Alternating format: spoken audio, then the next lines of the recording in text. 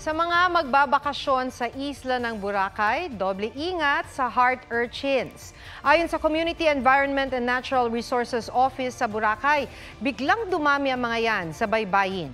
Tingin nila may kinalaman ito sa init ng panahon. Mano-manong inaalis ng mga taga-LGU ang mga heart urchins sa beach na kauri ng sea stars at sea cucumbers. Babala nila sa mga turista, huwag hawakan ang mga ito dahil maaaring mangitim o magkulay ube ang bahagi ng katawang madidikitan ng mga tinik o spine nito.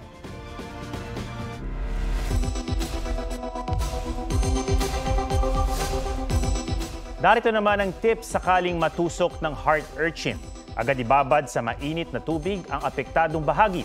Tanggalin ang mga tinik gamit ang tiyanik. Hugasan ang apektadong bahagi ng sabon at tubig. Lagyan ng bandage. Obserbahan kung magkakaroon ng allergy o impeksyon. Pumunta sa ospital kung kinakailangan. Huwag magpahuli sa mga balitang dapat ninyong malaman.